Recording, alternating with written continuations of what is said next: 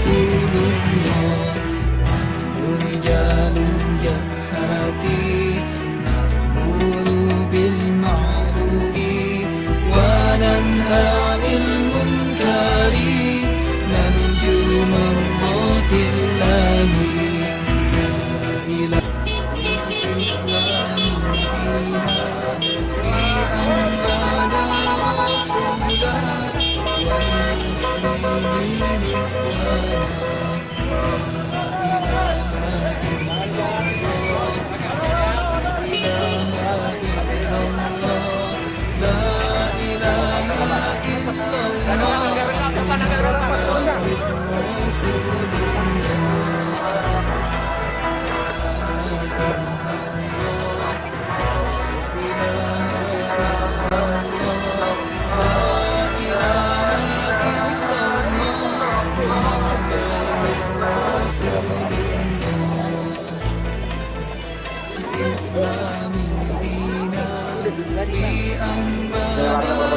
Saya nambahin sedikit biar nanti setelah benar nanti bisa dengarkan daripada membuat hasanah dan kalimat-kalimat mutiara-mutiara yang bisa membangkitkan kita semua. Sampailah kita kepada acara puncak, yaitu acara yang sedari tadi kita tunggu-tunggu untuk mendengarkan ceramah agama yang akan disampaikan oleh guru kita Habibun Al-Mahbub Al-Habib Muhammad Rizik bin Habib Hussein Syihab. Kepada beliau kami persilakan.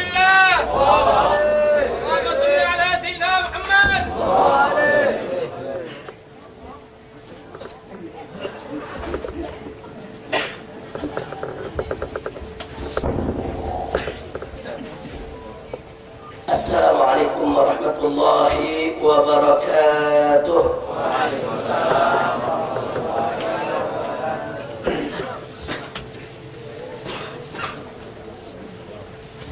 Alhamdulillah nahmaduhu wa nasta'inuhu wa nastaghfiruh wa na'udzu billahi min shururi anfusina wa sayyiati a'malina. من يهد الله فلا مضل له ومن يضلل فلا هادي له. أشهد أن لا إله إلا الله وحده لا شريك له وأشهد أن سيدنا محمدا عبده ورسوله لا نبي بعده. اللهم صل وسلم وبارك على سيدنا وحبيبنا وشفيعنا ومولانا نبينا محمد وعلى آله الطاهرين الطيبين وأصحابه الغر الميامين ومن تبعهم بإحسان إلى يوم الدين. أحبائي الكرام، أوصيكم جميعا ونفسي بتقوى الله وبطاعة رسول الله صلى الله عليه وسلم. فنسأل الله سبحانه وتعالى أن يهدينا إلى صراطه المستقيم ويجعلنا من المتقين ويدخلنا جنته جنة النعيم بحق سيد المرسلين والحمد لله رب العالمين. تقبل الله منا ومنكم وتقبل يا كريم. Setelah puja dan puji kita panjatkan bagi Allah Jalla Jalaluh, setelah sholawat dan salam kita sampaikan untuk junjungan Nabi kita yang tercinta Sayyiduna Muhammad sallallahu alaihi wasallam, maka dalam kesempatan yang berbahagia ini saya sampaikan salam penghormatan saya kepada para habaib, para kiai, para masyayikh, para alim ulama, para tuan-tuan guru yang sama kita cintai dan sama kita muliakan, dan kita doakan semoga para alim ulama kita, para tuan guru kita senantiasa mendapatkan kekuatan istiqamah di jalan Allah Subhanahu wa taala. Dan selanjutnya salam penghormatan ini kita sampaikan pula pada segenap aparatur pemerintah sipil TNI maupun Polri-nya. Kita doakan agar para umara kita senantiasa mendapatkan limpahan taufik dan hidayah sehingga mereka bisa tampil sebagai pemimpin-pemimpin yang beriman kepada Allah Subhanahu wa taala. Dan secara khusus salam penghormatan ini saya sampaikan kepada panitia penyelenggara daripada peringatan Milad FPI Duren Sawit. Bisa sampaikan salam teristimewanya untuk segenap jajaran pengurus baik majelis syura maupun majelis tanfidhi dari dewan pimpinan yaitu cabang FPI Duren Sawit yang pada kesempatan hari ini bermilad. Mudah-mudahan FPI Duren Sawit ini akan senantiasa diberikan keberkahan oleh Allah Subhanahu wa taala, dijadikan sebagai jabatan thayyibah, jabatan salihah, jabatan mubarakah. Amin ya rabbal alamin. Dan juga saya sampaikan salam penghormatan saya kepada seluruh para pemuda, para laskar FPI yang malam hari ini saya lihat cukup banyak yang menghadirinya. Dan akhirnya secara istimewa salam penghormatan ini kita sampaikan kepada seluruh kaum bapak, kaum ibu, para pemuda, para pemudi, kaum muslimin dan muslimat, hadirin wa hadirat rahimakumullah. Mau'izah demi mau'izah sudah sama kita dengarkan, nasihat demi nasihat sudah sama kita dapat. Tadi di sini ada Habib Ayat Banahsan, kemudian barusan juga saya masih sempat ikut mendengarkan yaitu mau'izah dari Al-Mukhtar Al-Mukarram Kiai Haji Nur Anwar hafizahullah ta'ala wa ardah. Semoga beliau senantiasa diberkahi Allah Subhanahu wa taala, setiap langkah perjuangannya diberikan kekuatan oleh Allah dan diberikan kemenangan dari dunia hingga akhirat. Amin ya rabbal alamin. Baiklah ibadah, pada kesempatan ini saya hanya ingin menambah atau melengkapi apa yang sudah disampaikan tadi. Mudah-mudahan yang sudah disampaikan tadi akan menjadi pedoman bagi kehidupan kita sehari-hari. Amin. Amin ya rabbal alamin. Ibadah, di dalam Al-Qur'anul Karim tegas sekali Allah Subhanahu wa taala menyatakan, faqala ta'ala yarfa'illahu alladhina amanu minkum walladhina utul ilma darajat. Shadaqallahul aliyul azim. Jadi dalam ayat ini Allah menyatakan yarfa'illahu alladhina amanu minkum, yaitu Allah meninggikan kedudukan orang-orang yang beriman di antara kamu, walladzina utul ilma, dan orang-orang yang memiliki ilmu. Darajat, ditinggikan kedudukannya oleh Allah beberapa derajat. Ayat ini menjadi dalil buat kita semua betapa Allah memuliakan para ulama yang beriman kepada Allah, yang istiqamah di jalan Allah, yang memiliki ilmu yang manfaat dalam urusan agama Allah. Alhamdulillah. Jadi dalil ini cukup sudah buat kita betapa ulama itu punya kedudukan tinggi di sisi Allah. Allah muliakan mereka, Allah hargai hormati mereka, dan ini artinya menjadi satu dalil juga buat umat Islam bahwa mereka wajib untuk menghormati dan memuliakan para ulama sebagaimana Allah memuliakan mereka. Ulama yang bagaimana? Alladzina amanu walladzina utul ilma, yang beriman kepada Allah, istiqamah di jalan Allah, dan memiliki ilmu yang manfaat. Ilmu yang manfaat adalah ilmu yang diamalkan dalam kehidupannya. Nah, kenapa ini perlu saya sampaikan, saudara? Saya ingin mengingatkan, saking mulianya kedudukan ulama, maka Allah menjadikan mereka sebagai tempat rujukan kita. Allah firmankan dalam ayat yang lain, faqala ta'ala fas'alu ahla dzikri in kuntum la ta'lamun. Jadi Allah nyatakan fas'alu, tanyakan kepada ahli dzikir, yaitu kepada ahlul Quran, kepada mereka yang menguasai ilmu Al-Quran dan Sunnah Nabi, kepada para ulama, kepada para fuqaha. Kalau kamu tidak mengetahui tentang sesuatu, artinya wajib bagi umat untuk merujuk segala persoalan urusan agama kepada para ulama. ulama. Tidak tahu hukum, tanya ulama. Terpentok kepada suatu permasalahan, tanya ulama. Ingin fatwa, tanya ulama. Ini etika Allah yang atur dalam Al-Quran dan Nabi yang sudah jelaskan kepada kita dalam sunnahnya. Alhamdulillah. Nah, kenapa ini perlu saya bawa? Ini saya bawa karena ada keprihatinan, Pak, Bu.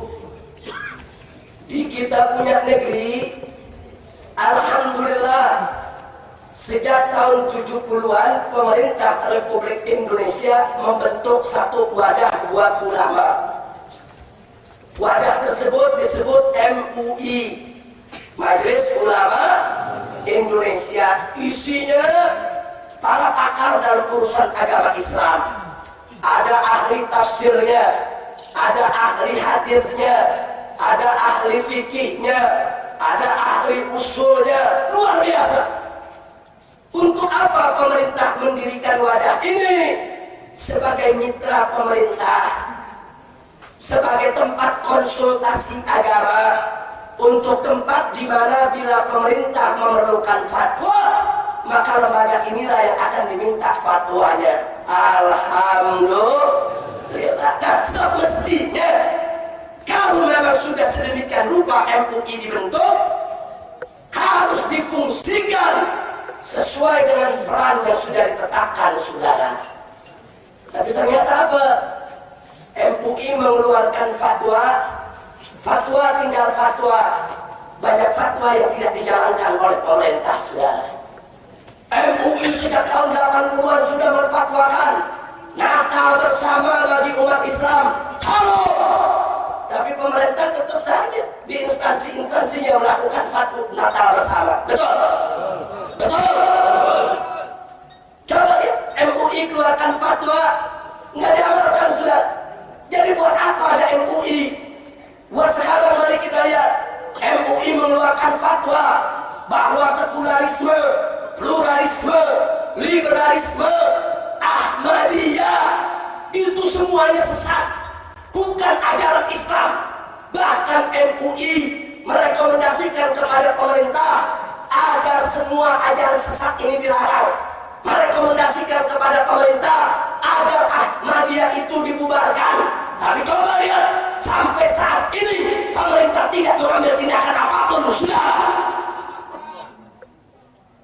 Bahkan tatkala kemarin Departemen Agama RI melakukan pertemuan dengan Ahmadiyah, sampai lahir 12 komitmen untuk menipu umat, untuk menyesatkan umat. Lagi-lagi MUI tidak dilibatkan, saudara. Rapat bakor pakem yang sudah berkali-kali dilakukan, MUI tidak diundang, saudara. Nah, jadi saya punya usul, Pak, buat pemerintah, bukan buat umat. Kalau pemerintah sudah tidak butuh MUI, bubarkan saja. Ganti saja dengan MSI, Majelis Setan Indonesia. Nah, jadi biar nanti anggotanya setan-setan. Jadi kalau pemerintah nanti minta fatwa, minta aja setan. Betul? Buat apa MUI mereka adakan, mereka hinakan, saudara? Allah memuliakan ulama. Tidak ada hak pemerintah untuk menistakan ulama. Allah meninggikan kedudukan ulama. Tidak ada hak pemerintah untuk merendahkan ulama. Allah yang maha kuasa, maha tinggi, meninggikan kedudukan ulama, memuliakan ulama. Pemerintah menistakan, kecil, nggak ada harganya, saudara. Jangan coba-coba Umar untuk menistakan ulama. Jangan coba-coba Umar kurang ajar kepada ulama.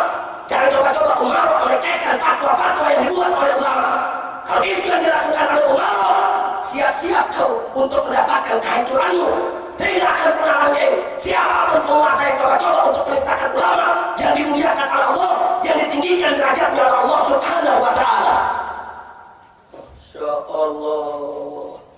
Nah, kalau udah ngomel-ngomel aja, marah-marah, baru MUI diundang kemarin ke bakor pakem.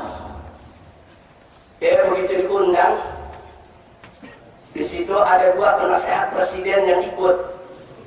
Yang satu si Raja Uban, Ada si Raja Uban ikut. Kebetulan di situ juga ada Ketua Komisi Fatwa MUI Kiai Haji Ma'ruf Amin. Si Raja Uban soknya menasehat presiden. Jadi menasehati supaya Ahmadiyah itu jangan dilarang. Oh, itu kalau MUI. Anda siapa? Anda penasehat presiden di bidang hukum. Saya penasehat presiden di bidang agama. Ini urusan Ahmadiyah, urusan agama. Anda jangan ikut campur. Betul? Betul? Ini dia nih, Raja Uban nih, gara-gara mikirin kesesatan dulu. Jadi Ubannya bukan Nurul Mukmin, bukan. Uban ada dua, ada Uban yang merupakan Nurul Mukmin. Kalau orang yang beriman, memikirkan perjuangan, beruban, itu Nurul Jannah, saudara. Cahayanya surga. Makanya kalau berjuang di jalan Allah, ubanan jangan dikabut, uban. Sama juga kita buang ke cahaya surga. Betul? Tapi kalau ada orang pikirannya porno, hampir ubanan. Porno tuh. Ya Allah, kira-kira jelas gak? Jelas gak? Udah gitu ada kiai sesat yang ikut ngebelain Ahmadiyah. Ada kiai sesat ngomong di TV apa dia bilang, Allah aja membebaskan kita beda Tuhan, masa beda Nabi aja kita marah. Udah gitu di radio Hutan Kayu dia ditanya, saudara, apa zaman sekarang masih ada wahyu? Ini kan pertanyaan serius. Jawabnya enak aja, ada Wahyudin, ada Wahyuningsih. Udah sakit gila. Orang lagi nanya soal wahyu tinggal Wahyudin sama Wahyuningsih, edan gak? Gila gak? Emang udah stres. Nah stroke aja udah 3 kali tinggal nunggu mati. Astagfirullahaladzim. Inna lillahi wa inna ilaihi raji'un. Pantas Sayyidina Umar ibn Khattab radhiyallahu ta'ala anhu wa an jami'is sahabah pernah mengatakan suatu ketika, beliau katakan, inna akhwafa ma akhafu ala hadhil ummah minad dajjal al-munafiqul alim. Qila kaifa yakunu al-munafiqu aliman? Faqala radhiyallahu ta'ala anhu, alimul lisan jahilul qalbi wal amal. Masya Allah. Sayyidina Umar pernah mengatakan di hadapan para sahabatnya, inna akhwafa, sesungguhnya yang paling aku takut, yang paling aku khawatir, ma akhafu, dari sekian banyak yang aku khawatirkan, ala hadhil ummah, yang bisa merusak umat Islam ini, minad dajjal, bahkan aku lebih takut kepada dia daripada kepada dajjal. Siapa? Al-munafiqul alim, orang munafik yang alim, saudara. Sayyidina Umar tanya, kaifa yakunul munafiqu alima? Bagaimana tuh orang munafik yang alim? Sayyidina Umar menjawab dengan singkat, alimul lisan jahilul qalbi wal amal. Lisannya alim, dia pintar berkata-kata, dia pandai membawa hujah, dia jago berdiplomasi. Kalau sudah bicara soal agama, sepertinya dia orang yang suci, saudara. Tapi sebenarnya jahilul qalbi wal amal, hatinya busuk, amal pekerjaannya busuk, jahiliyah, bejat, tidak sesuai sebagaimana mestinya diatur oleh syariat, saudara. Jadi kata Sayyidina Umar, orang munafik yang alim macam ini lebih menakutkan daripada dajjal. Orang munafik yang alim macam ini lebih berbahaya daripada dajjal. Kenapa? Karena dajjal dalam upaya untuk menyesatkan umat manusia, dia menggunakan kekuatan yang memang diberikan oleh Allah untuk menguji orang yang beriman. Dari tangannya bisa keluar air, bisa menghidupkan orang yang sudah mati, dan seterusnya. Tapi itu semua tidak keluar daripada ilmu Allah, saudara. Sedangkan orang-orang alim, orang-orang munafik alim, mereka menyesatkan umat dengan memutarbalikkan ayat, memutarbalikkan hadis, memanipulasi hujah, dan umat tidak tahu tahu saudara kalau dia itu sudah keluar dari Islam. Umat tahunya dia ulama, dia kiai, dia orang alim, dia wali, dia manusia suci. Umat tertipu, akhirnya umat ikut ke dalam kesesatannya. Makanya pantas kalau Sayyidina Umar 14 abad yang lalu pernah mengatakan ini lebih berbahaya daripada Dajjal, saudara. Na'udzubillah min dzalik. Makanya kita wajib mengikuti ulama-ulama yang istiqamah, punya ilmu, yang diamalkan ilmunya, yang tidak melakukan kemungkaran-kemungkaran terhadap Allah, yang mengatakan yang hak itu hak, batil itu batil, yang istiqamah, beriman kepada Allah, menjalankan syariat yang diatur oleh Allah. Alhamdulillah. Kalau ketemu ulama macam itu udah jangan ragu, ikuti saudara. Ulama tadi tidak akan pernah menyesatkan kita. Itulah ulama-ulama yang tadi Allah nyatakan, ya fa'ilahul ladina amanu minkum wal ladina utul ilma. Itu ulama yang ditinggikan oleh Allah, dimuliakan. Wajib kita memuliakan mereka, wajib kita menghormati mereka, wajib kita mencintai mereka sebagaimana Allah memuliakan, meninggikan kedudukan mereka dengan cintanya. Mudah-mudahan kita bisa mengikuti ulama-ulama macam ini. Amin. Amin ya rabbal alamin. Nah, makanya saya sampaikan sekali lagi, melihat kondisi Indonesia saat ini, prihatin tidak? Sedih tidak? Untuk larang Ahmadiyah aja takut sudah. Presiden punya kuasa takut pakai hutang. Ya Allah, takut melanggar HAM, takut ini, takut itu. Giliran ada kiai kawin lagi, presiden bisa marah. Pakai manggil saudara. Apa menteri pemberdayaan wanita dipanggil, datang ke istana, presiden tanya, kenapa ada kiai kawin lagi? Nah bolehnya lu ngiri. Masya Allah. Coba lihat saudara, urusan poligami yang dihalalkan dalam Islam, yang dibenarkan oleh syariat, presiden di sana bisa kebakaran jenggot, bisa panggil menteri untuk mengoreksi persoalan. Lalu bagaimana dengan aliran-aliran sesat, dengan Ahmadiyah yang menghina Islam, yang menistakan akidah? Kenapa kau diam? Kenapa kau tidak larang? Di mana kau punya suara? Ya Allah, giliran kiai kawin lagi dimusuhin ya. Di TV nggak boleh ngundang lagi. Jangan-jangan lagi misalkan dia kawin lagi.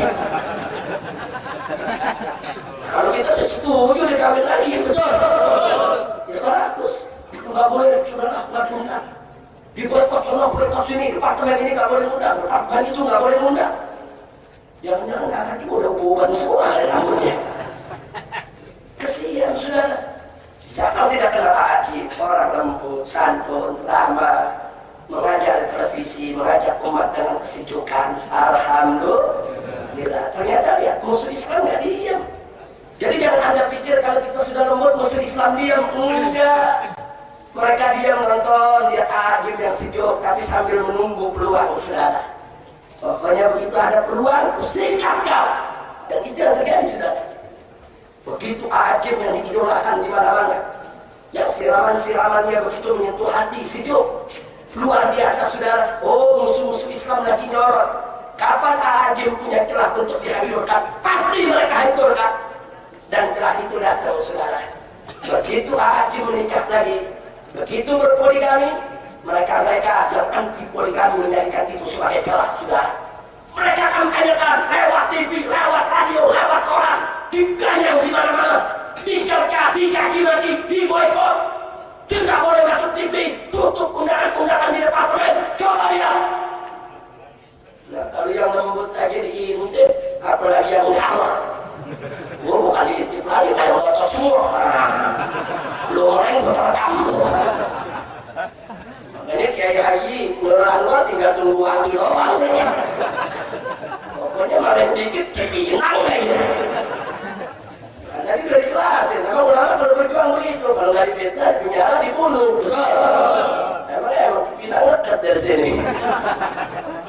Ya Allah, itu mana orang sini tega, Pak Kiai. Ini tega. Orang lagi berjuang begini, Pak. Apa? Berjuang terus, siap mati. Begitu Habibnya ditangkap pada lari. Habis prinsip orang sawit begitu, ikan tawar, ikan teri, lu jual 2 hari. Bukan gua beli. Tapi insya Allah durian sawit nggak begitu, amin. Ya, ikan tawar buat terong, lu jual gua borong. Amin. Berani gak? Berani gak? Yang ngomong berani gua tunggu di penjara, nengokin gak lu? Nengokin aja lu takut, gimana ditangkap? Tapi gak apa-apa, biar anak-anak muda semangat Pak Kiai. Insya Allah durian sawit dengan acara malam ini akan semangat untuk berjuang di jalan Allah. Amin. Amin ya Rabbal Alamin. Makanya betul yang dikatakan Pak Kiai tadi, laskar-laskar ini kudu banyak, anak-anak muda yang bergerak kudu banyak. Kenapa? Supaya kalau nanti MUI mengeluarkan fatwa, ada yang melaksanakannya. Udah jangan mimpi lah MUI bikin fatwa, pemerintah ngelaksanain, udah jangan mimpi. Pemerintah lagi mau bikin majelis setan, udah jangan mimpi. Nah kalau pemerintah udah nggak mau pakai fatwa MUI, kita yang pakai saudara. Kita siap untuk mengamalkannya. Bagaimana mengimplementasikan suatu fatwa kalau umat tidak melaksanakan itu saudara. Dan persoalan Ahmadiyah ini bukan persoalan enteng, ini bukan persoalan ringan. Baik saudara, saya mau berikan analogi.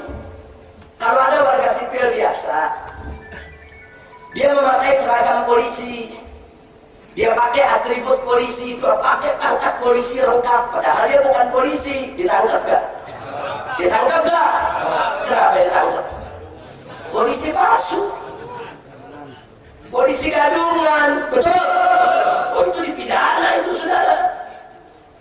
Atau begitu juga kalau kita punya pabrik TV, barangnya bagus, kualitas bagus, model bagus, kita produksi, kita ambil merek Sony tanpa izin, kita taruh merek Sony, pergi Sony yang asli sudah, kita jual di pasar, pabrik Sony yang asli tahu, kira-kira nuntut gak? Lapor polisi, ditangkap gak kita? Ditangkap tidak?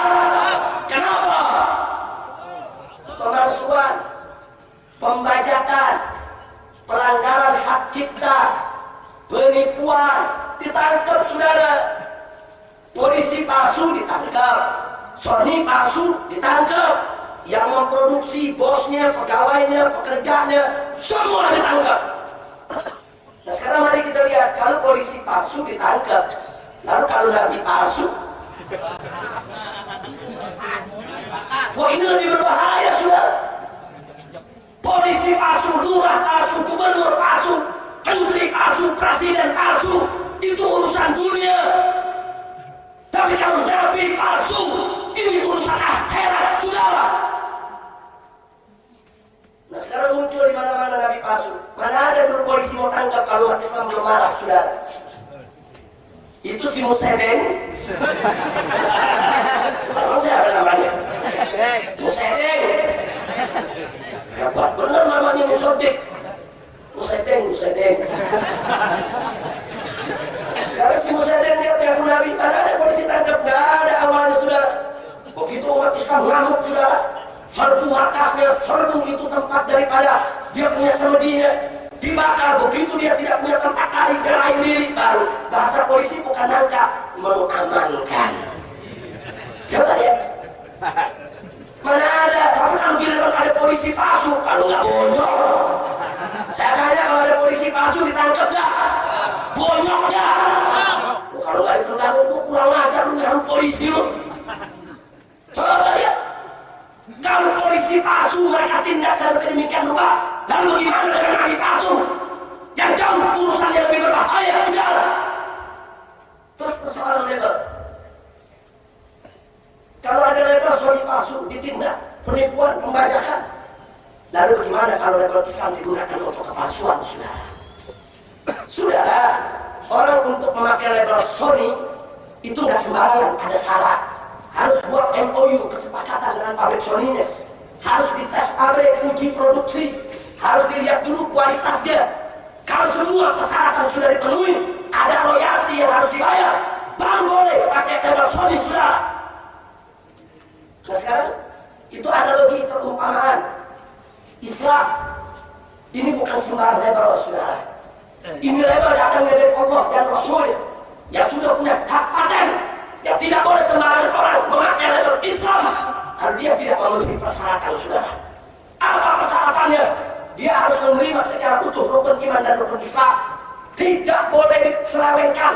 tidak boleh ditafsirkan seenaknya, tidak boleh dirangkap, dia harus terima secara utuh, saudara. Walaupun ada orang mengucapkan 2 kalimat syahadat, dia bayar zakat, dia puasa Ramadan, dia bikin haji, dia mengakui Al-Quranul Karim sebagai kitab suci terakhir, tapi dia mengatakan sholat 5 waktu tidak wajib, maka orang tersebut sesat, murtad, kafir, tidak berhak memakai label Islam, saudara. Betul? Jadi Islam punya syarat. Oh, mentang-mentang syahadat, ya kita tanya, sholat bagaimana kalau 5 waktu tidak wajib? Kafir. Walaupun dia ucapkan 2 kalimat syahadat, walaupun dia memegang Al-Quranul Karim, kalau dia mengatakan dengan ucapan yang menghina Allah, menghina Rasul, menghina Al-Quran, sesat, murtad, kafir. Jadi nggak sembarangan pakai label Islam, itu ada syarat-syarat. Terus orang Ahmadiyah mengatakan ada Nabi setelah Nabi Muhammad, terus mau pakai label Islam, mereka tidak berhak, saudara. Walaupun syahadat mereka kita pakai, walaupun Al-Quranul Karim kita mereka baca, walaupun rukun iman, rukun Islam kita mereka ambil, tapi mereka selewengkan, saudara, dengan cara sedemikian rupa, mereka tidak berhak untuk menyandang label Islam, saudara. Mereka tidak berhak memakai atribut Islam, memakai simbol Islam, bahkan tempat ibadah mereka haram kalau kita sebut sebagai masjid, saudara. Masjid adalah hanya nama untuk Islam. Tidak boleh ada di luar Islam menggunakan nama tempat ibadah dengan masjid, saudara. Kira-kira jelas tidak? Jelas tidak? Ada kiai sesat ngoceh. Apa dia bilang? Oh, bahaya itu. Kalau kita mengikuti kelompok-kelompok Islam radikal yang menginginkan Ahmadiyah dibubarkan. Kemudian ditanya, kenapa bahaya Pak Kiai? Sebab kalau sekarang kita ikuti kemauan mereka, Ahmadiyah dibubarkan, besok mereka akan minta Kristen dibubarkan juga, Buddha dibubarkan juga, Hindu dibubarkan juga, kan sama-sama sesat. Kalau menurut ajaran Islam kan Buddha, Kristen, Hindu itu kan juga sesat, kafir. Nah, jadi jangan diikuti. Makanya tadi dia bilang, Tuhan saja rela. Kalau hamba-hambanya ini berbeda Tuhan, apa dia berbeda Nabi? Biarkan saya. Ayo, lu jawab apa dulu? Jadi, saudara jawab jangan? Jawab jangan? Saudara memang Katolik, Protestan, Buddha, Hindu, Ahmadiyah, semua al-kufru millatun wahidah. Kafir itu satu agama, saudara. Betul. Mereka semua sesat. Tapi ada sesuatu yang membedakan, saudara. Kristen, Buddha, dan Hindu itu kafir asli. Udah punya label dari sononya. Kafir asli. Tapi kalau Ahmadiyah, ini kafir kejadian. Dia nggak punya label, dia mau pakai label Islam. Sama dengan produksi tadi, Sony itu sudah punya label, Toshiba punya label, Philips punya label, Sanyo punya label. Mereka nggak saling mengganggu. Masing-masing udah punya label, betul? Masing-masing asli labelnya. Tapi kalau ada Sony palsu, baru dituntut. Karena itu bukan hak dia menggunakan label. Nah begitu juga Kristen itu udah label. Dia punya agama sendiri, nabi sendiri, kitab suci sendiri, keyakinan sendiri. Dia nggak obok-obok ajaran kita. Begitu juga Buddha, Hindu, biarkan saja menjadi agama. Kita punya prinsip lakum dinukum. Jadi selama mereka tidak mengganggu kita, kita tidak akan pernah mengganggu mereka, dan haram kalau kita mengganggu mereka. Betul? Udah punya label. Tapi kalau yang namanya Ahmadiyah, dia nggak punya label, dia ambil label kita Islam. Label kita diambil, syahadat kita diambil, rukun iman kita diambil, rukun Islam kita diambil, Al-Quran kita diambil. Kemudian mereka selewengkan, saudara. Ini kafir kejadian yang jauh lebih berbahaya daripada kafir-kafir asli. Kalau agama-agama lain selama mereka tidak mengganggu kita, tidak akan kita ganggu. Sementara Ahmadiyah, mereka sudah ganggu kita, saudara. Mereka sudah menodai akidah kita. Mereka sudah menghancurkan daripada tatanan sistem yang ada dalam syariat Islam. Karena itu wajib umat Islam untuk menolak mereka. Betul? Jadi beda, jangan disamain. Nah, jadi lalu bagaimana? Nah, jadi kalau memang Ahmadiyah itu mau jadi agama sendiri, lepaskan semua atribut Islam.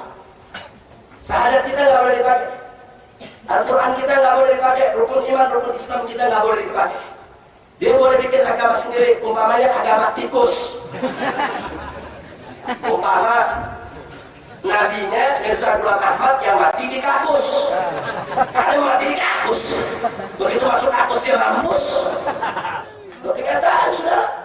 Tadi sudah disinggung oleh Pak Kiai kita, Kiai Haji Nurul Anwar. Mirza Ghulam Ahmad ini antek Inggris.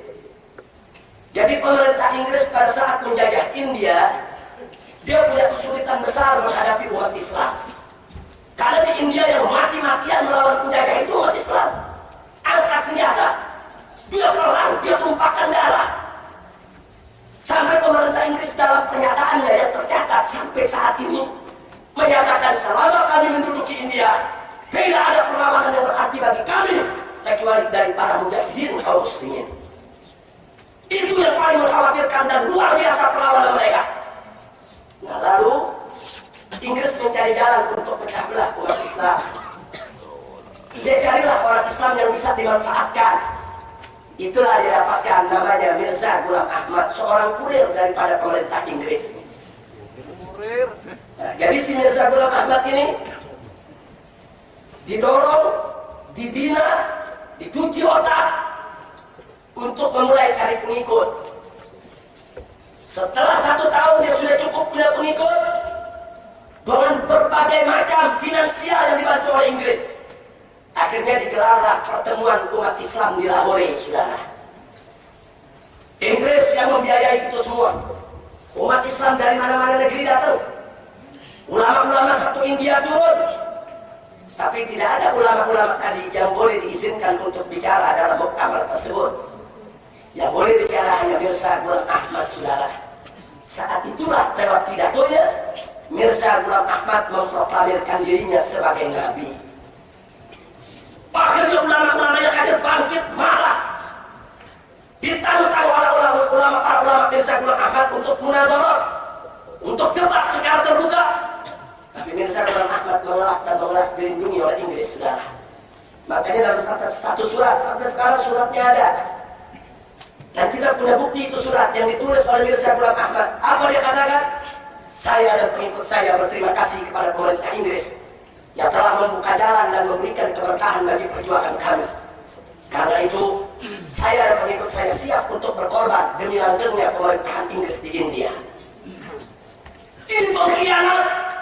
Saya bertanya sama yang hadir, ada nabi pengkhianat? Ada nabi pengkhianat? Enggak ada, saudara.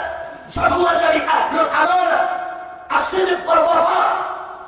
Semua nabi, tidak ada yang pengkhianat, tidak ada yang penipu, tidak ada yang berdusta, saudara. Nah kemudian begitu dia lari-lari, saudara, dia mengajak para ulama untuk mubahalah. Tapi saat itu ulama-ulama di India tidak meladeni permintaannya. Karena ulama-ulama di India lihat ini hanya jebakan, saudara. Dan orang ini sudah tidak perlu dilayani, tidak ada ilmunya. Tapi terakhir ada seorang ulama muda, Asy-Syaikh Sanaqullah, meminta izin kepada ulama-ulama sepuh untuk dia menghadapi Mirza Ghulam Ahmad dalam mubahalah, saudara. Singkat cerita, mubahalah itu terjadi lewat surat. Dalam surat yang ditandatangani oleh Mirza Ghulam Ahmad, dia yang tulis, dia yang tanda tangani. Dia katakan, kalau Syekh Sanaqullah benar, saya pendusta, maka tahun ini juga saya akan mati dalam keadaan hina. Tapi kalau saya benar, saya Sanaqullah dan semua ulama yang dusta, kalian yang akan mati tahun ini juga dalam keadaan hina. Itu mubahalah ditulis, ditandatangani oleh Mirza Ghulam Ahmad. Sampai hari ini suratnya masih ada, saudara. Kemudian apa yang terjadi? 3 bulan kemudian, Mirza Ghulam Ahmad terkena penyakit diabetes kronis, saudara. Penyakit ulat yang parah, yang kemudian ada luka di tubuhnya, tidak bisa diobati, tidak bisa disembuhkan, bahkan bau busuk keluar dari dia punya badan. Enggak sampai di situ, dia terkena vertigo tingkat tinggi, saudara. Itu kalau berdiri dia goyang, sering jatuh. pingsan dulu. Kalau sudah pingsan bisa berjam-jam, saudara. Disiksa oleh Allah berbulan-bulan sampai badan kurus, tinggal kulit memberat tulang, dilaknat. Akhirnya murid-murid terdekatnya mengisolirnya untuk tidak bertemu dengan pengikutnya dengan alasan Mirza Ghulam Ahmad sedang munajat ketemu dengan Allah, sedang bertemu dengan Jibril, sedang menerima wahyu. Kenapa? Sebab kalau umat dia, pengikut dia lihat sedemikian rupa, takut ketahuan kalah dalam mubahalah, saudara. Akhirnya setelah sekian bulan kemudian Allah berikan dia penyakit perut yang luar biasa. Melilit dia punya perut seperti dibanting-banting kayak orang gila. Buang-buang air di mana-mana, saudara. Kotoran di mana-mana. Diangkat oleh pengikutnya, dibawa ke WC, dan dia tidak pernah keluar lagi dari WC, saudara. Dia mati di kakus. Mati. Nabi mati di jamban. Nah, jadi di sini, saudara, setelah saya sampaikan sedemikian rupa, sebetulnya apa sih tuntutan kita kepada pemerintah? Satu, bubarkan Ahmadiyah. Dua, tutup seluruh tempat aktivitas Ahmadiyah. Tiga, larang penyebaran paham-paham Ahmadiyah. Itu aja yang kita minta. Lalu bagaimana orang Ahmadiyahnya yang katanya jumlahnya sekian ratus ribu? Serahkan kepada ulama, serahkan kepada umat Islam. Kewajiban kita untuk membina kembali mereka agar mereka kembali ke jalan Allah. Kita dakwah, kita rangkul. Saya dan kawan-kawan di Front Pembela Islam siap untuk mengerahkan seluruh cabang FPI di Indonesia, kiai-kiainya, ustadz-ustadznya, untuk membina orang-orang Ahmadiyah di seluruh Indonesia tanpa dibayar. Tapi salah, bubarkan institusinya Ahmadiyah, tutup tempat aktivitasnya, larang penyebaran dan pengajaran daripada pahamnya. Manusianya, kita siap menghadapi mereka dengan dakwah. Setuju? Setuju. Tapi kalau pemerintah tidak melarang mereka, mereka tetap beraktivitas, mereka tetap mengajarkan ajaran yang sesat kemana-mana, maka maaf, kami tidak bisa untuk datang berdakwah dengan lemah lembut kepada mereka, saudara. Kenapa? Mari kita buka fakta sejarah. Dulu di akhir-akhir kehidupan Nabi kita tercinta Sayyiduna Muhammad Sallallahu Alaihi Wasallam, muncul seorang bernama Musailamah yang mengaku sebagai Nabi, saudara. Bahkan ada seorang perempuan bernama Sajah juga mengaku sebagai Nabi perempuan. Akhirnya Musailamah Nabi lelaki, Sajah Nabi perempuan, ketemu, jatuh cinta, kawin, saudara.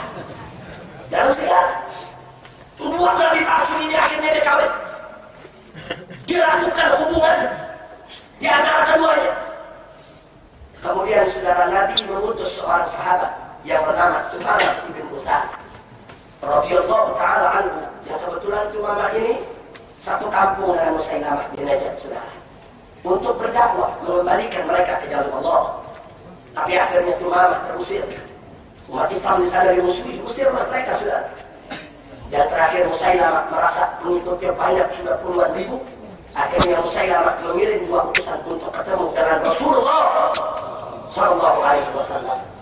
Berangkat dua utusan ini masuk ke Madinah, temui Nabi, saudara. Begitu dengan Nabi, si utusan ini menceritakan, ya Muhammad, ada pesan dari Musailamah. Dia sampaikan pesannya. Singkat cerita, pesannya kurang lebih intinya, Musailamah meminta kepada Nabi untuk berbagi kenabian dan membangun kerjasama untuk persatuan umat. Waduh, lu pikir kue? Nabi dengerin, saudara. Setelah Nabi dengar pesan-pesan Musailamah yang disampaikan kedua utusan, lalu apa yang Nabi lakukan? Nabi hanya mengajukan satu pertanyaan. Satu. Kata Nabi, kalian berdua sudah bicara tentang pesan Musailamah. Tapi sekarang yang aku ingin dengar, Apa pendapat kalian tentang Musailamah? Karena Musailamah itu pengikutnya sebelumnya Islam semua sudah. Kemudian mereka murtad, menjadikan Musailamah sebagai nabi. Jadi kata Nabi, aku mau tanya, apa pendapat kalian? Ma ra'yukuma fi Musailamah? Itu aja. Akhirnya orang ini mengatakan, ya Muhammad, kami mengakui engkau sebagai Rasul, tapi kami juga mengakui Musailamah sebagai nabi. Karena kalau dari Quraisy bisa melahirkan seorang nabi, kenapa dari suku kami tidak? Suku kami tidak kalah hebat dengan Quraisy. Kami tidak kalah besar, tidak kalah kuat, tidak kalah masyhur. Begitu dijawab sedemikian rupa, wajah Nabi memerah, saudara. Mata Nabi memerah. Itu pertanda kalau beliau sudah marah, saudara. Idza stadda ghadabuh ihmarrat aynah. Dalam riwayat lain, marra wajhu. Kalau Nabi sudah marah, kedua matanya merah, kedua pipinya merah, saudara, mukanya merah. Wa ala sautuh, dan suara beliau lantang, ka'annahu munziru jaishin. Sepertiga beliau itu bagaikan komandan yang memberi aba-aba kepada pasukan tempur, saudara. Komandan pasukan tempur yang suaranya menggelegar. Nah, dikatakan kepada kedua orang tadi, wallahi, demi Allah, kalau tidak ada peraturan yang melarang membunuh utusan, niscaya dua kepala kalian sudah tidak melekat lagi di badan kalian. Ya Allah. Tapi kata Nabi, ada peraturan utusan tidak boleh dibunuh. Karena itu kata beliau, irji'a ila Musailamah. Kalian berdua segera balik ke Musailamah. Faqula, kalian berdua katakan kepada Musailamah, innahu kadzdzab, sesungguhnya dia adalah pendusta. Dan sampaikan ke Musailamah, tub ilallah, taubatlah kepada Allah, kembali kepada Islam, atau kami akan datang memerangi dia. Ya Allah. Jadi jawaban Nabi singkat, taubat atau kita perang. Jadi Nabi nggak ada repot-repot bikin rapat bakar pakan dulu. Nggak ada, saudara. Nggak ada tuh rapat-rapat dulu, panggil menteri, enggak. Nabi langsung jawab, kau kembali katakan Musailamah itu pendusta, kadzdzab. Sampaikan ke dia, tobat kembali kepada Islam, atau aku akan kirimkan pasukan untuk menghancurkan kalian. Itu Nabi sudah tegas tidak? Jantan tidak?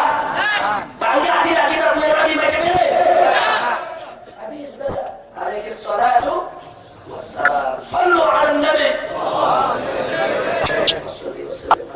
Akhirnya kedua utusan dari pulang menyampaikan kepada Musailamah makin keras kepala, dan Nabi sudah menyiapkan pasukan untuk memerangi mereka. Tapi sayang, agar telah tiba umur Nabi sudah sampai, beliau dipanggil oleh Allah, saudara. Tapi apakah itu persoalan selesai belum? Begitu Nabi wafat, naik sebagai khalifah Sayyiduna Abu Bakar As-Siddiq radhiyallahu anhu wa an jami'is sahabah. Begitu Abu Bakar Siddiq jadi khalifah, yang pertama kali dilakukan oleh Abu Bakar adalah harbul murtadin, memerangi orang-orang murtad, saudara. Di sekitar Madinah ada suku-suku yang murtad. Mereka datang kepada Abu Bakar, apa mereka katakan? Kami siap sholat, kami siap puasa Ramadan, kami siap menunaikan ibadah haji, tapi zakat kami tidak mau bayar. Nah, kemudian Sayyidina Abu Bakar kumpulkan sahabat untuk perangi mereka. Datang Sayyidina Umar bin Khattab radhiyallahu ta'ala anhu mengingat Abu Bakar, Ittaqillah ya Abu Bakar, takutlah kepada Allah. Bagaimana mungkin kita memerangi mereka sementara mereka masih mengucapkan 2 kalimat syahadat, mereka masih mendirikan sholat. Tapi apa jawaban Abu Bakar Siddiq? Satu jawaban yang luar biasa. Beliau katakan, wallahi la ufarriqu baina sholati was zakat. Demi Allah, aku tidak akan pernah membedakan kewajiban sholat dengan kewajiban zakat, sebagaimana Allah tidak pernah membedakannya. Akhirnya Abu Bakar mengirimkan pasukan, mereka diperangi sampai mereka kembali membayar zakat, saudara. Setelah itu Sayyidina Abu Bakar siapkan pasukan besar dipimpin oleh Khalid bin Walid radhiyallahu ta'ala anhu untuk menyerang Musailamah al-Kadzdzab. Dikirim ke Najd, berangkat pasukan, terjadi perang yang sangat besar. Perang sudah luar biasa, puluhan ribu pasukan musuh. Perang melawan pasukan umat Islam, saling serang, dan alhamdulillah Musailamah dengan puluhan ribu pasukannya mati bersimbah darah, saudara. Mati dalam keadaan hina, mati dalam keadaan murtad. Dan sisa-sisa pasukannya akhir tobat kembali ke dalam Islam, dan istrinya yang ngaku sebagai nabi perempuan akhirnya juga tobat kembali kepada Islam, saudara. Jadi biar anda lihat, jadi nabi Sayyidina Abu Bakar ngambil keputusan seperti itu. Ada pakor-pakem, ada ya pakor-pakem, udah pakor-pakem nggak berani ngelakang lagi, dasar lempem. Masya Allah, kira-kira jelas tidak? Sikap Nabi jelas tidak? Jelas tidak? Nabi kalau kepada orang Nasrani, Yahudi tidak begitu. Karena tadi kita bilang mereka kafir asli, ada label. Nabi hargai Nasrani, Yahudi selama mereka tidak ganggu umat. Nabi persilakan tinggal di Madinah. Nabi persilakan untuk buka kasar. Nabi silakan untuk hidup aman, tenang. Bahkan dibuat janjian antara umat Islam dengan orang-orang Yahudi yang disebut agama Yahudi, saudara. Enggak, Nabi tidak ganggu. Tapi kalau Nabi palsu, tidak ada pilihan lain. Tobat atau perang, titik. Nabi memperjuangkan Islam dalam suka duka. Nabi memperjuangkan Islam dalam berbagai macam pengorbanan. Para sahabat yang gugur mati bersimbah darah. Nabi memperjuangkan Islam dalam air mata. Nabi memperjuangkan Islam dalam berbagai macam penderitaan. Ya sekarang begitu Islam sudah sampai ke tangan kita, ini dinodai oleh orang dan kita tidak mau bela. Inna lillahi wa inna ilaihi raji'un, saudara. Ad-dinu tadhiyah. Agama itu adalah pengorbanan. Tanpa pengorbanan dengan mimpi agama kita akan tegak, saudara. Kalau Islam sudah dilecehkan, ajarannya sudah diobok-obok, ternyata kita tidak tersinggung, kita hanya diam saja, kita tidak menentang, itu berarti kita dayuth. Ad-dayuth la yadkhulul jannah. Orang-orang yang dayuth, yang tidak punya ketersinggungan, yang tidak punya kecemburuan kepada agamanya, tidak akan masuk surga. Makanya saya tanya sekali lagi, siap berjuang tidak? Siap tidak? Oh, ada protes, Habib. Itu kan kemarin di TV disiarkan, katanya Ahmadiyah sudah tobat, sudah bikin perjanjian dengan Departemen Agama 12 poin. Mereka sudah mengakui bahwa Nabi yang terakhir adalah Nabi Muhammad, wahyu yang terakhir adalah Al-Quranul Karim. Itu yang disiarkan TV, sudah. Itu yang disiarkan TV, ada beritanya, betul? Nah, sekarang mari kita telanjangi penipuan mereka, saudara. Ahmadiyah dan Departemen Agama RI sudah melakukan penipuan akidah. Departemen Agama RI dan Ahmadiyah, Departemen Agama RI sudah melakukan penipuan akidah dan penyesatan umat Islam, saudara. Kenapa saya berani katakan begitu? Mari kita buka 12 poinnya, saudara. Saya ungkapkan sebagian saja. Pertama, di dalam pernyataan tersebut mereka mengatakan bahwa mereka mengakui bahwa Nabi Muhammad adalah utusan Allah dan penutup para nabi. Betul memang mereka tulis itu, saudara. Pak, Bu, kalau kalimat ini dibuat oleh NU Nahdlatul Ulama, saya nggak perlu tanya lagi. Kalau pernyataan ini dibuat oleh Muhammadiyah, saya nggak perlu tanya lagi. Kalau pernyataan ini dibuat oleh FPI, kita nggak perlu untuk tanya lagi, saudara. Tapi karena pernyataan ini dibuat oleh Ahmadiyah, kita mesti tanya, itu sudah titik atau masih koma, saudara? Kenapa? Karena dalam buku-buku Ahmadiyah, kami punya bukunya, yang cetak Ahmadiyah, saudara. Kami punya kitabnya. Apa mereka katakan? Bahwa Nabi Muhammad Sallallahu Alaihi Wasallam Khatamun Nabiyyin itu bukan berarti penutup para nabi, tapi itu berarti adalah stempel kenabian, cincin kenabian. Terus selanjutnya mereka bilang, andai kata pun Khatamun Nabiyyin mau diartikan penutup para nabi, maka yang dimaksud penutup para nabi, nabi yang membawa syariat saja yang ditutup. Adapun nabi yang tidak membawa syariat seperti Mirza Ghulam Ahmad tetap bisa diutus oleh Allah. Ini akidah mereka, ada dalam buku mereka. dari Departemen Agama jangan goblok. Kalau nggak tahu tanya kiai, tanya majelis ulama saudara. Kalau bicara Ahmadiyah mengakui Muhammad sebagai Rasulullah, dari dulu mereka sudah akui. Kalau mereka katakan Muhammad penutup para nabi, dari dulu mereka katakan penutup nabi yang membawa syariat sudah.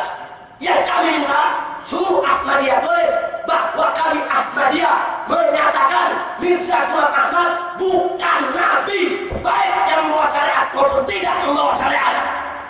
Itu yang kita minta. Dan itu tidak dibuat oleh Ahmadiyah, saudara.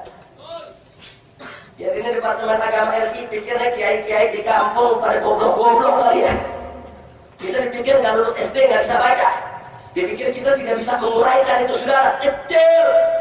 Kiai-kiai ulama-ulama kita sudah biasa menguraikan alfaz yang ada dalam kitab-kitab fikih, yang ada dalam matan-matan yang lainnya. Wah, untuk menguraikan dalam bahasa Indonesia kecil sehingga kita bisa tahu nilai penipuannya, saudara. Yang kedua, mereka di situ menyatakan ditulis bahwa Al-Quran adalah wahyu syariat yang terakhir. Kenapa ditulis wahyu syariat? Ada apa? Karena mereka mengatakan yang terakhir cuma wahyu syariat. Kalau wahyu non syariat masih tetap ada, saudara. Yang ketiga, di situ mereka tulis bahwa kami Ahmadiyah mengakui Mirza Ghulam Ahmad sebagai guru, sebagai mursyid, sebagai pembawa berita gembira, sebagai pemberi peringatan, sebagai mubasyirun. Kita nggak tanya itu, dari dulu memang mereka nyatakan itu. Tapi yang kami ingin mereka tulis bahwa Mirza Ghulam Ahmad bukan nabi. Itu tidak ditulis, saudara. Kita ditipu, dibohongi, dicadari. Makanya saya katakan dari Departemen Agama RI melakukan penipuan akidah. Yang keempat, mereka tuliskan di sana bahwa at-tadhkirah adalah kumpulan pengalaman rohani Mirza Ghulam Ahmad. Bukan itu yang kami minta, tapi tulis bahwa at-tadhkirah bukan kitab suci. Tulis dong, nggak ditulis. Mereka bermain kata-kata, mereka katakan at-tadhkirah adalah kumpulan pengalaman rohani Mirza Ghulam Ahmad. Dari dulu juga mereka suka mengkamuflase mengatakan itu. Tapi tulis dong, kalau mereka tidak menganggap tadhkirah itu sebagai kitab suci. Ya Allah, kita mau dicadari, saudara. Kita mau dibohongi seenaknya. Kita buktikan sekarang. Kitab tadhkirah yang tadi mereka katakan, saudara. Kitab tadhkirah yang tadi mereka katakan kumpulan pengalaman rohani daripada Mirza Ghulam Ahmad. Tetap mereka jadikan pedoman. Bagaimana sih isinya? Kita buktikan sekarang ya, Pak. Kita lihat bagaimana isi daripada kitab tadhkirah. Ini kitab tadhkirah 800 halaman lebih, dicetak oleh Jemaat Ahmadiyah Indonesia. Ini dicetak oleh mereka yang cetak, mereka yang perbanyak, mereka sebarluaskan ke seluruh dunia, saudara. Sekarang mari kita lihat. Ini kitab at-tadhkirah di halaman pertama. Saya tunjukkan sekarang. Di sini ada kiai, ada ustaz. Bisa lihat yang saya berikan stabilo merah. Bacaannya tolong diperhatikan Pak Kiai. Wahyun Muqaddas. Jadi kiai bisa dilihat sini, Pak Kiai Nurul Anwar. Wahyun Muqaddas. Di halaman pertama kitab at-tadhkirah, di situ ditulis bahwa kitab ini adalah wahyun muqaddas, wahyu yang suci. Ini mereka yang buat, mereka yang tulis. Jangan coba-coba kalian tipu kami. Departemen Agama memalukan, ingin menipu umat. Kalau mereka tidak tahu kitab ini, tanya kepada majelis ulama, tanya kepada kiai-kiai. Kalau tidak tahu, jangan sok tahu. Sekarang kita bukakan lagi, saudara, apa dikatakan dalam kitab ini. Mari kita lihat. Saya bukakan beberapa di sini yang cukup penting untuk menjadi catatan kita sehingga kita bisa menilai, saudara. Bukan konon dan katanya. Di sini bisa lihat Pak Kiai yang di stabilo merah. Anta minni bimansilati auladi. Nah, anta minni bimanzilati auladi. Saudara, dalam kitab ini disebutkan bahwa Allah berfirman kepada Mirza Ghulam Ahmad, kata Ahmadiyah. Kata Ahmadiyah bunyinya, anta minni, kedudukanmu di sisiku wahai Mirza Ghulam Ahmad, bimanzilati auladi, sama dengan kedudukan anak-anakku. Saya tanya, Allah punya anak tidak? Allah punya anak tidak? Allah punya anak tidak? Lam yalid, lam yulad. Kalau ada orang mengaku Islam mengatakan Allah punya anak, sesat tidak? Murtad tidak? Kafir tidak? Islam bukan. Ini saudara. Kita buka lagi, mari kita lihat apa yang mereka katakan selanjutnya, saudara. Mereka katakan tidak ngaku sebagai nabi. Bisa diperhatikan lagi Pak Kiai. Ya Ahmad ju'ilta mursalan. Jadi bisa dilihat Bapak-bapak Kiai, ini bukti. Kita tidak mengada-ngada, kita tidak fitnah kepada mereka, saudara. Di sini dikatakan apa? Allah berfirman kepada Mirza Ghulam Ahmad, kata Ahmadiyah, yang bunyinya, ya Ahmad, hei Mirza Ghulam Ahmad, ju'ilta mursalan, engkau sudah dijadikan sebagai seorang rasul. Coba lihat, kitab mereka bahkan menyebutkan Mirza Ghulam Ahmad bukan sekadar nabi, tapi rasul, utusan Allah. Sesat tidak, murtad tidak, kafir tidak, Islam bukan. Jadi Departemen Agama kok jadi menyesatkan umat, saudara? Kalau ini dianggap tadi sebagai wahyu suci, mari saya jelaskan lagi, saudara. Sekarang ada lagi di halaman 668. Di sini ditulis, silakan lihat Pak Kiai. Ma'ana illa kal Qur'an wa sayadharu baina yadayya ma dhahara min al-furqan. Di sini mereka katakan Allah berfirman kepada Mirza Ghulam Ahmad, kata Ahmadiyah, yang bunyinya ma'ana illa kal Qur'an. Jadi Allah menyuruh Mirza Ghulam Ahmad katakan kepada kaum punya umat, ma'ana illa kal Qur'an. Tidaklah aku ini kecuali seperti Al-Quran. Wa sayadharu baina yadayya, dan akan datang di antara kedua tanganku madhaharu minal furqan, apa-apa yang keluar daripada Al-Furqan. Artinya mereka sebut kitab ini sebagai Al-Furqan, yang fungsinya sama dengan Al-Quran, saudara. Jadi mereka katakan ada wahyu suci setelah Al-Quran Al-Karim. Sesat tidak, murtad tidak, kafir tidak, Islam bukan. Baik, yang terakhir, kalau semuanya sampai pagi nggak kelar-kelar. Terus pagi terus. Bukan biarin aja loh. Ayat sekarang kita lihat, ini ada 3 ayat diulang berkali-kali Pak Kiai. Anta imamun mubarak, yang diberikan tanda merah. Laknatullah ala ladzi kafar. 3 kali diulang. Jadi bisa lihat apa kata Allah kepada Mirza Ghulam Ahmad, kata Ahmadiyah. Jadi Allah berfirman mengatakan anta imam mubarak, engkau hai Mirza Ghulam Ahmad adalah imam yang diberkati. Laknatullah ala ladzi kafar, laknat Allah atas mereka yang ingkar. Jadi saya mau tanya yang hadir sini, kita mengakui kenabian Mirza Ghulam Ahmad tidak? Kita mengakui tidak? Kita mengakui tidak? Jadi berdasarkan kitab ini kita semua dilaknat. Maka itu dengan bukti ini saya tanya, Ahmadiyah sesat tidak? Murtad tidak? Kafir tidak? Islam bukan? Atau kita perang? Setuju? Itu putusan yang kita dapat dari Nabi kita Sayyiduna Muhammad sallallahu alaihi wasallam. Lewat sejarah yang kita baca, bagaimana beliau menghadapi para nabi palsu, saudara. Siap berjuang, siap berjuang, siap membela Allah dan Rasulnya, siap membela agama, siap membela Islam. Takbir, sallu ala nabi.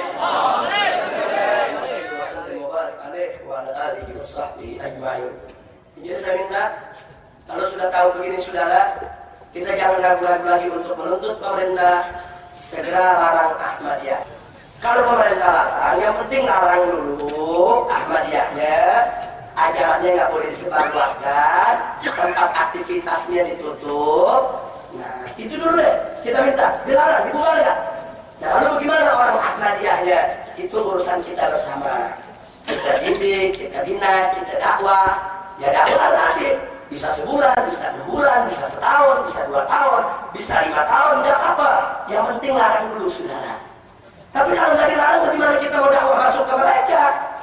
Karena mereka sudah punya pimpinan tersendiri, mereka nggak mau dengar dakwah kita.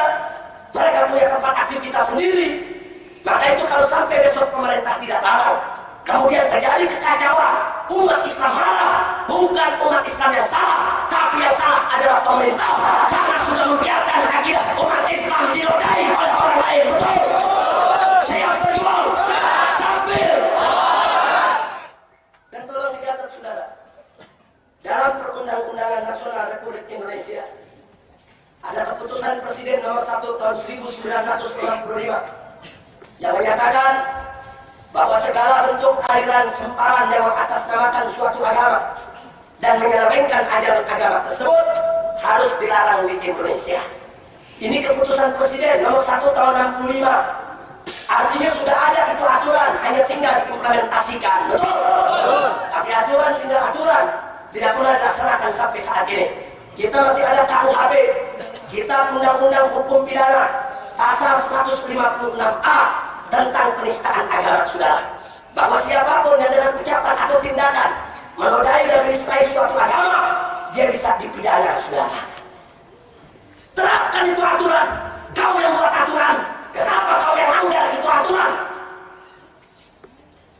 Jadi aturan sudah ada, bukan tidak, saudara. Nah, kemudian masih dalam Undang-Undang Indonesia, overmah, itu dalam istilah undang-undang ada disebut overmah. Apa itu overmah? Bela paksa, saudara. Disebutkan dalam undang-undang, barang siapa yang terpaksa dalam rangka untuk membela diri, akhirnya melakukan suatu pembunuhan atau penganiayaan dan lain sebagainya, dia bisa dibebaskan dari tuntutan hukum. Contoh, ada perampok masuk ke rumah seseorang, dia mau perkosa istrinya, ini perampok mau bunuh anaknya, dia mau rampas hartanya, maka si pemilik rumah berhak bahkan wajib untuk melakukan pembelaan diri, saudara. Kalau dia bela diri sampai perampoknya mati, maka si pemilik rumah walaupun dia sudah membunuh tidak bisa dituntut secara hukum. Itu dalam Undang-Undang Indonesia disebut overmah, disebut nodwir, disebut bela paksa. Nah, sekarang mari saya mau tanya yang hadir, kalau istri mau diperkosa, anak mau dibunuh, harta mau dirampas, kita boleh bela paksa, kita bunuh perampoknya, kita nggak dituntut. Nah, lalu bagaimana kalau akidah kita diserang orang, agama kita diserang orang? Al-Islam ya'lu wa la yu'la alaih. Islam itu yang paling tinggi, tidak ada yang lebih tinggi daripada Islam. Islam lebih bernilai daripada urusan istri dan anak kita. Islam lebih tinggi daripada urusan harta benda kita. Islam lebih penting daripada urusan pribadi kita sekalipun, saudara. Takbir. Kadang-kadang kita punya negeri bikin hukum seenaknya. Giliran yang enak-enak diambil, nggak enak dibuang. Kadang-kadang kalau udah ada aturan kita tonjolkan begini dia nggak laksanain, saudara. Tapi giliran umat Islam sudah marah, oh anarkis, oh radikal, oh melanggar pasal 170, oh Habib ini melanggar pasal 160, penghasutan umat untuk melakukan daripada perusakan. Oh Habib juga melanggar pasal 170, merusak secara bersama-sama. Coba lihat, giliran kita sudah bertindak, kita dijerat oleh pasal. Kenapa mereka saat ini sudah melanggar pasal tidak dijerat? Namun di Indonesia begitu, saudara.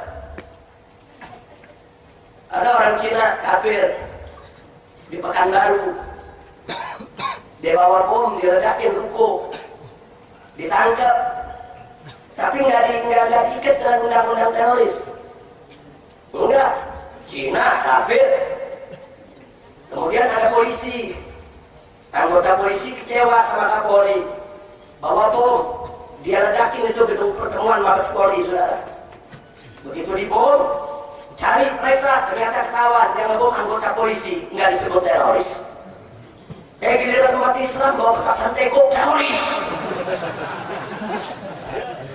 Adil tidak? Adil tidak?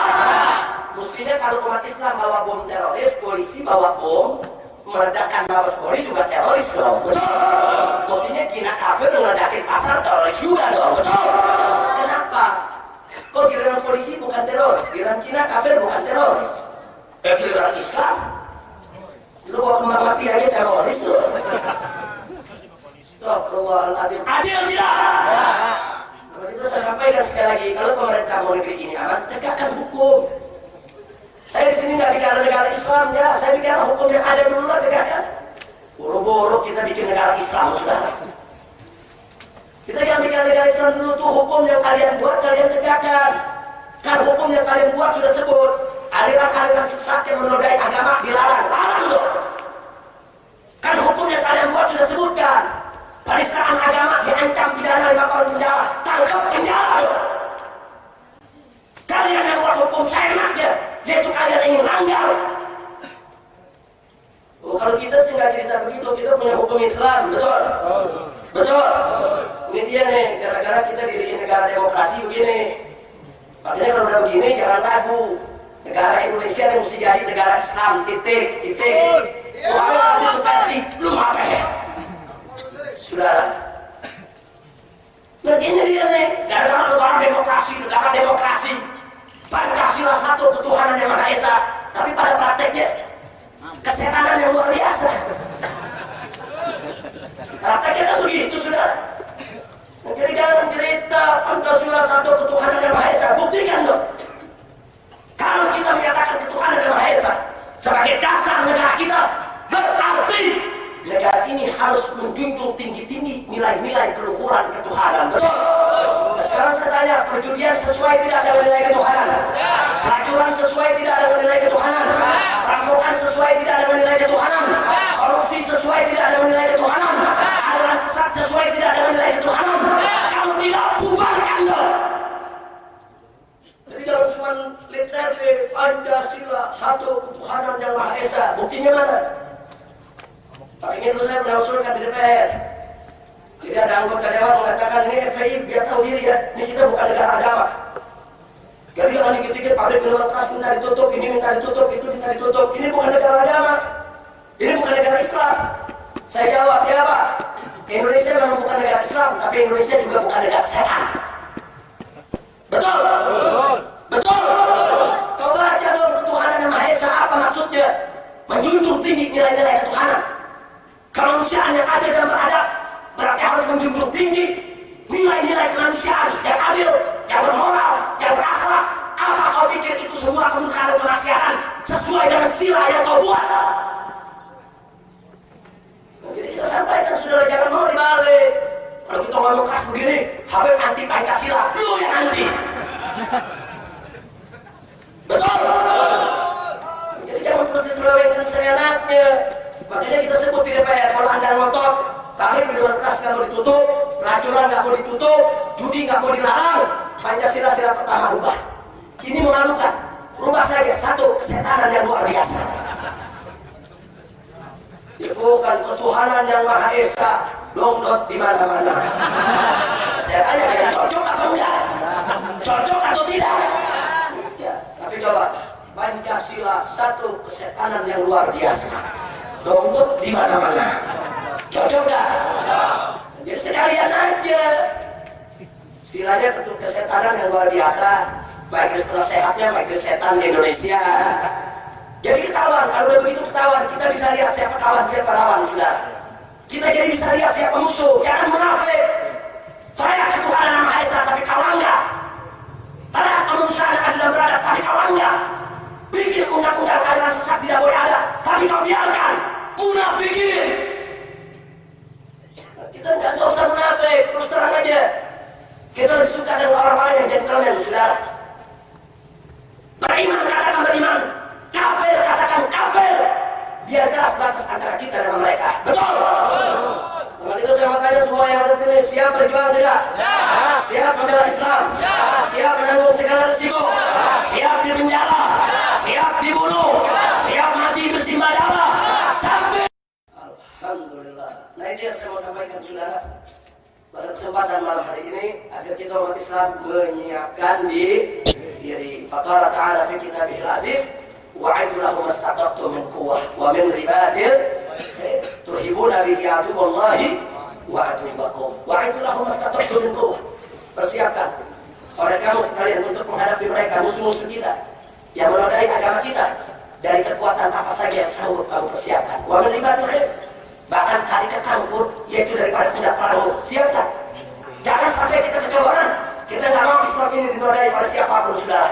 Rasulullah Shallallahu Alaihi Wasallam memperjuangkan Islam dengan penderitaan, dengan susah payah, mengorbankan segalanya, harta bendanya, keluarganya, para sahabatnya, diri pribadinya, agar Islam ini tetap jaya, Islam ini tetap murni, bisa sampai kepada umat generasi berikutnya, saudara. Tahu-tahu sekarang agama yang sudah diperjuangkan dengan susah payah, dengan tetesan darah, saudara, ingin dinodai oleh orang, ingin diselewengkan oleh orang. Seenaknya mereka berislam, padahal mereka bukan Islam. Demi Allah, kita tidak akan pernah biarkan itu terjadi, saudara. Walaupun taruhan nyawa mati bersimbah darah, Islam tidak boleh dinodai oleh siapapun juga, saudara. Siap berjuang, takbir.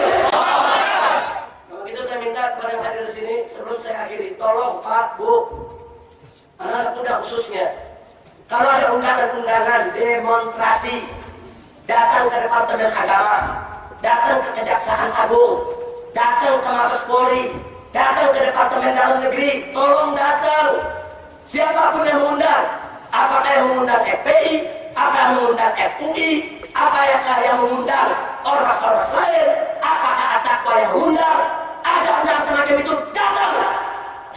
Tadi sudah disebutkan oleh Kiai Nur Anwar kita, kalau kita sedikit nggak dinilai. Kalian turun demo cuma 50 orang, mereka tertawakan. Yang nggak setuju cuma segelintir orang, yang nggak setuju cuma 50 orang, yang nggak setuju cuma naskah doang. Tunjukkan kalau kita tidak ridho dengan kesesatan semuanya, betul? Jadi kalau perang aja siap, masa demonstrasi tidak siap, saudara? Tolong tunjukkan ketidaksetujuan kita yang akidah kita dirusak. Maka itu saya tanya sekali lagi, siap berjuang tidak? Siap berjuang tidak? Takbir! Allahu Akbar! Sallu ala Nabi. Akhirnya mari kita baca surat Al-Fatihah. Ibarakatul Fatihah wa mu'jizatiha. Kita mohon kepada Allah Subhanahu wa taala agar Allah menguatkan iman kita, Islam kita, ihsan kita, menjadikan kita mukminin, muslimin, muhsinin. Dan kita mohon kepada Allah agar negara Republik Indonesia dijadikan sebagai badatun thayyibah. Wa ila hadratin Nabi Sayyidina Muhammad sallallahu alaihi wasallam bisirril Fatihah.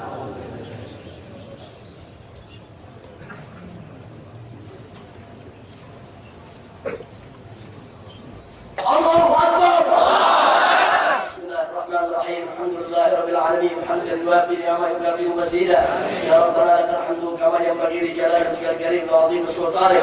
Subhanakallahumma la nuhsi thanan 'alaika anta kama athnayta nafsaka falakal hamdu hatta tarda wa lakal hamdu idza radit wa lakal hamdu ba'da ridha. Allahumma shalli wa sallim 'ala sayyidina Muhammadin fil awwalin wa fil akhirin wa fi kulli waqtin wa hin wa fil mala'il a'la ila yaumiddin wa hatta tarjal arda wa man 'alayha wa anta khairul warithin. Allahumma 'izzal islam wal muslimin wa qawwil islam wal muslimin wa ansuril islam wal muslimin innaka anta khairun nasirin. Allahumma adil asyirka wal musyrikin wa dammir a'da'aka a'da'ad din ya qawiyyu ya matin. Allahumma dammir qadiyaniyah, Allahumma dammir qadiyaniyah, Allahumma dammir qadiyaniyah wa a'wanaha ya qawiyyu ya matin. Allahumma ansuril mujahidin fi kulli makan wa fi kulli zaman waffiqhum li kulli ihsan ya Hannan ya Mannan wa ya Qadim al-ihsan innaka ala kulli shay'in qadir. Hasbunallah wa ni'mal wakil, ni'mal maula wa ni'mal nasir, wa la hawla wa la quwwata illa billahil aliyyil azim. Allahumma amitna ala al-iman, Allahumma amitna ala al-islam, Allahumma amitna ala qawli la ilaha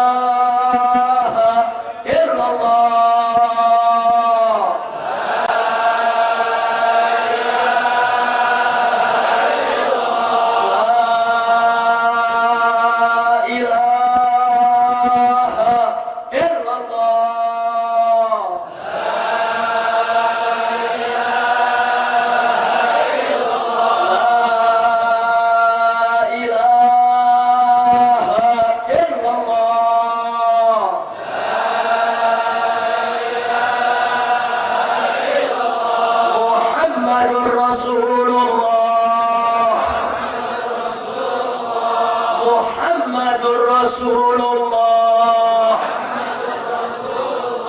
Muhammadur Rasulullah. La nabiyya ba'dah. La nabiyya ba'dah. La nabiyya ba'dah. Sallallahu alaihi wasallam.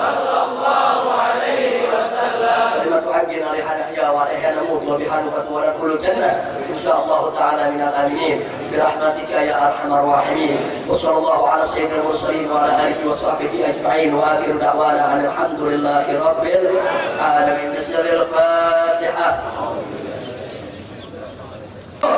Nah itu saja yang bisa saya sampaikan. Terima kasih atas segala perhatian. Mohon maaf atas segala kekurangannya. Hadani Allah wa iyyakum ila siratil mustaqim.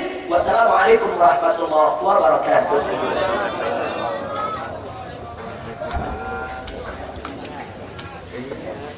Masih ada satu agenda lagi, yaitu pelantikan pengurus DPC di Kecamatan Pulau Gadung, Jakarta Timur, dan peresmian kantor sekretariat DPW FPI Jakarta Timur. Kepada para laskar yang dari DPC FPI Pulau Gadung, pengurus DPC-nya silakan. Siap untuk diambil sumpah dan janjinya. Antum syahidun. Wallahu khairus syahidin. Ikuti apa yang akan saya bacakan. Bismillahirrahmanirrahim. Asyhadu an la ilaha illallah wahdahu la syarika lah wa asyhadu anna sayyidana Muhammadan abduhu wa rasuluh la nabiyya ba'dah. Radina billahi rabba wa bil islam dina وبمحمد نبيا ورسولا وبالمسلمين إخوانا.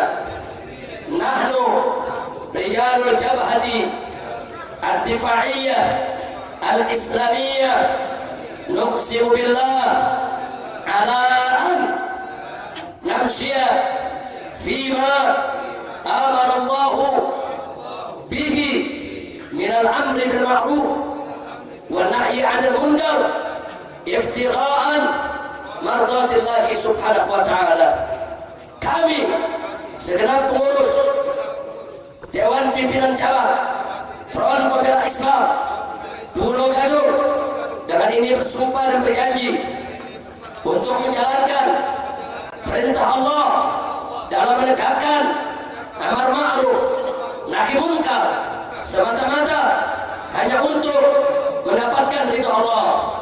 Allahu Akbar. Al-Fatihah biniyatil qabul wa tamami kulli su'ur wa Allah subhanahu wa ta'ala an yubarik li haula rijal jabha wa shababiha wa yaj'alha jabhatan tayyibah salihah mubarakah wa ila hadratin nabi. Al-Fatihah.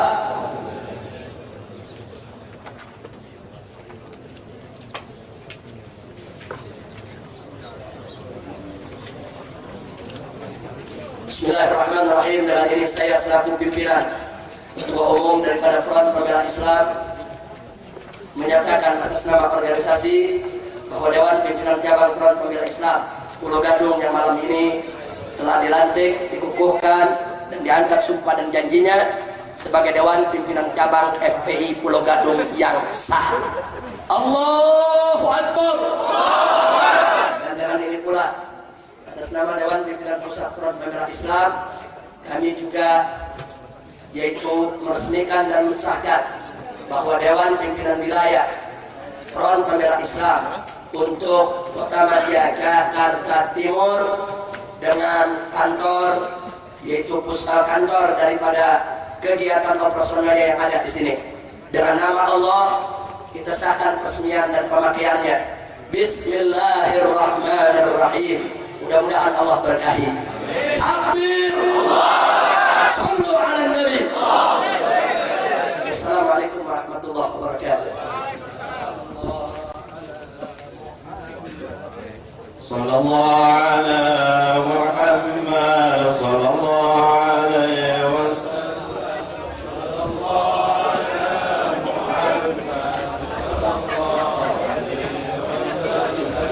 Demikianlah dengan akhirnya pelatihan, maka